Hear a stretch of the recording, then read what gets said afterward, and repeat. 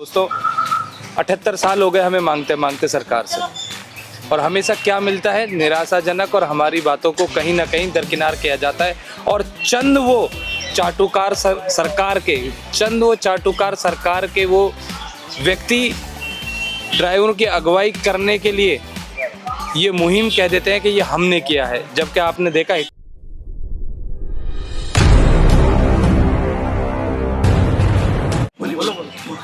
इसी विषय को लेकर काफ़ी गंभीरता से हम चल रहे हैं और 24 करोड़ चालकों का जो आक्रोश है वो आपको दिल्ली के जंतर मंतर 22 मार्च को दिखेगा, जिसमें इसके पहले भी सरकार कई बार कई कानून के तहत इस मुद्दे पर आई है और हम एक बार सरकार को मुंहतोड़ जवाब दे चुके हैं। तो अगली तैयारी हमारे हिट एंड रन को छोड़ करके अगली तैयारी ड्राइवर आयोग, ड्राइवर वेलफेयर को लेकर के, बोर्ड को लेकर के दिल्ली के जंतर मंतर में 22 मार्च को है, जिसमें 24 करोड़ चालक और देश के जो संगठन हैं जिन्होंने संघर्षों के साथ सरकार को मात दिया, एक बार दूसरी बार मात देने के लिए सरकार को हम तैयारी पूरी करके चल रहे हैं। 22 मार्च 2025 दिल्ली के जंतर मंतर पे लाखों की संख्या में ड्राइवर एकत्रित हो रहे हैं। 24 करोड़ चालक अपने हित की बात करेंगे। लाखों की बात कर रहे हो आप, अगर जंतर मंतर क्या पूरी दिल्ली जाम हो जाएगी? कहीं ऐसा ना हो कि भारत दुनिया का सबसे बड़ा जाम 100 साल में कुंभ में लग गया, कहीं ऐसा ना हो जाए कि यहाँ भी लगा दो? नहीं, देखो, तैयारी तो ऐसी कुछ नहीं है, लेकिन तैयारी आगे इसी प्रकार की चलेगी। अगर सरकार आसानी से, प्रेम से, भाव से अगर नहीं समझ रही है तो उसको कहीं ना कहीं टॉर्चर तो करना ही पड़ेगा। अगर जिस प्रकार से हमको टॉर्चर किया जाता है, हमको कठिनाइयों से जूझना पड़ता है, इसी तरह से जब तक सरकार कठिनाइयों का सामना नहीं करेगी तब तक सरकार को इस बात का आभास भी नहीं होगा कि देश में 24 करोड़ चालक भी हैं और उनके हक की और हिस्से की बात किया जाए। क्या लगता है, ड्राइवर कहते हैं बैकबोन होते हैं इकोनॉमी की, रीढ़ होती है इकोनॉमी की, सारा कुछ माल को ले जाना, लाना, सवारियों को ले जाना। अगर ड्राइवर रुक जाए तो देश की सांसें थम जाए, तो क्या करना चाहते हो आप? देश तो हिल जाएगा पूरा। देखो, पारदर्शिता के तौर पर बताया जाए कि पीछे आप जनवरी में 1, 2, 3 जनवरी 2024 को आप देख चुके हो, ये परिणाम पूरा देश देखा है कि ड्राइवर की ताकत क्या है, ड्राइवर कर क्या सकता है। और यही सिस्टम हम आगे लेकर चल रहे हैं। अगर सरकार हमारे मुद्दों पे बात कर लेती, बैठक कर लेती है, संगठनों से इसका विचार कर लेती है, तो हम आगे ऐसी कोई प्रक्रिया ना अपनाएं। नहीं तो हमारी व्यवस्था है कि हम चाबी गाड़ी की निकाल करके अपने घर जाने के लिए विवश होंगे। चक्का जाम कर दोगे? बिल्कुल।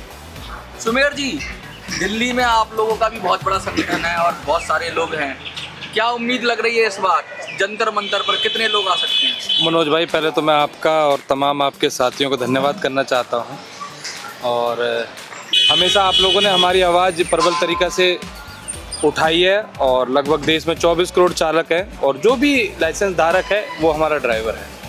मनोज भाई, मैं आपके ज़रिए और तमाम इन साथियों के ज़रिए ये बताना चाहता हूँ कि 22 और 23 जनवरी को हमने एक अभियान शुरू किया है, चलो दिल्ली। और इस अभियान में लगभग देश के 28 राज्य, 9 केंद्र शासित प्रदेश और लगभग 24 करोड़ चालक इसमें आगे बढ़कर इस मुहिम को आगे बढ़ा रहे हैं। आपके माध्यम से मैं ये कहना चाहता हूँ कि सभी संगठनों के जो पदाधिकारी हैं एवं जितने भी हमारे चालक हैं, उनमें उन सभी से आपके ज़रिए आह्वान करना चाहता हूं कि दोस्तों 78 साल हो गए हमें मांगते मांगते सरकार से, और हमेशा क्या मिलता है, निराशाजनक, और हमारी बातों को कहीं ना कहीं दरकिनार किया जाता है। और चंद वो चाटुकार सरकार के वो व्यक्ति ड्राइवरों की अगुवाई करने के लिए ये मुहिम कह देते हैं कि ये हमने किया है, जबकि आपने देखा हिट एंड रन केस में आपने देखा ड्राइवरों की मुहिम थी, और चंद वो चाटुकार जो सरकार के चाटुकार थे वो आए और उन्होंने कहीं ना कहीं उस मुहिम को अपना बताया। और हिट एंड रन जो हमारी ये कहते हैं कि हमने अमित शाह जी को मना लिया है, आसान कर दिया ड्राइवरों पे, क्या कहोगे उनको? तो आपने देखा नहीं, आपने उसके बाद उनके ऑफिस पे पहली बार सन 32 से रजिस्टर्ड है वो संगठन, उसके पहली बार उसके संगठन पर जाकर जूतों की माला उनके ऑफिस पे डली। लोग ड्राइवरों ने उनके ऑफिस पे जाकर कहीं ना कहीं प्रदर्शन किया, काले झंडे दिखाए। इतनी फोर्स तो हमने जंतर मंतर पर देखते हैं जितनी उनके ऑफिस पे खड़ी थी उस टाइम, तो उसका नतीजा देखा ना। क्रेडिट लेने की होड़ मची हुई है कि भाई काम कोई करे, मेहनत कोई करे, आंदोलन कोई करे, और ड्राइवरों का कहते हैं कि मलाई कोई खाए, नाम कोई करना चाहता है। मनोज भाई, इसी का दुख था और इसी को देखते हुए हमने देश में एक ये मुहिम शुरू की है कि चालकों की जो मुहिम है उसको चालक संगठन या एवं चालक उसको आगे रखे, ना कि कोई भी आकर, ना सरकार, ना कोई पूंजीपति और ना ही सरकार का कोई चाटुकार संगठन ट्रांसपोर्टर जो ये कहे कि ये हमारी लड़ाई है। हम बिल्कुल नहीं चाहते, हम चाहते हैं ये ड्राइवरों की लड़ाई है और ड्राइवर इसको आगे बढ़ाएं। इसीलिए हमने 22 और 23 तारीख को देश भर के 2 दिन का एक दिन हमारा जंतर मंतर पे है, दूसरे दिन हमारी पदाधिकारियों की एक अहम मीटिंग है। और मैं आपको बताना चाहता हूं कि 22 तारीख को तो होगा कि हमने आज से पहले क्या किया और 23 तारीख को होगा कि हमें अब से आगे क्या करना है। तो हमने 2 दिन का ये मुद्दा मूड बना के आए हैं, बिल्कुल मूड बना के आए और सरकार को ये दिखा आर्या पार है। और मैं ये मनोज भाई आपके माध्यम से कहना चाहता हूँ 24 करोड़ चालकों को और मेरे तमाम ये दोनों साथी बैठे हैं कि इस बार नहीं तो कभी नहीं, आज अगर आप नहीं जागे और अपने हक की लड़ाई को आपने नहीं लड़ा तो वो दिन दूर नहीं कि हम सबका अस्तित्व मिट जाएगा। दोस्तों, आप सभी से मेरा अनुरोध है कि आप 22 और 23 को चलो दिल्ली अभियान में शामिल हों। देश के 28 राज्यों से मेरा आह्वान, 9 केंद्र शासित प्रदेशों से आह्वान और 24 करोड़ चालकों से और उन सभी संगठनों के प्रमुखों से हाथ जोड़कर विनती करता हूं, आइए हम सब मिलकर इन 24 करोड़ चालकों की आवाज़ उठाएं। धन्यवाद। राम नरेश जी, 1 मिनट, इसमें और हम एक संदेश देना चाहेंगे कि जैसे आज के दौर में एक प्रयागराज में महाकुंभ स्नान चल रहा है, उत्तर प्रदेश के हर सीमा को जो है सील कर दिया गया है, गाड़ियों को बिहार में रोक दिया गया है, मध्य प्रदेश में रोक दिया गया है।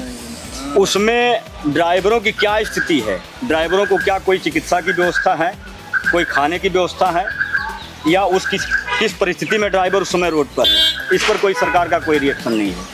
सिर्फ वो अपने सिस्टम को लेकर चल रही है। ठीक है, मामला धार्मिक है, हम भी हिंदू हैं, सब सिस्टम चल रहा है, लेकिन ड्राइवरों के लिए जो गाड़ियां आपने रोक रखी आज 15-15 दिन से, उनके लिए आपने कौन सा आवागमन दिया है, कौन सा रोड निर्धारित किया है, कौन सी व्यवस्थाएं आपने बनाया है। तो इन सब चीज़ों को देख करके बहुत ही काफ़ी दिल में दुख है और इस सिस्टम पे संगठन लड़ाई अपनी लड़ रहे हैं। और आगे जो 22 मार्च का हमारा उद्देश्य है, इसमें एक व्यावसायिक एकता सोसाइटी है और वाहन चालक संगठन है, और जैसे हमारे ऑल दिल्ली से हैं सुमेर भाई जी हैं और राम नरेश निषाद जी हैं, सॉरी।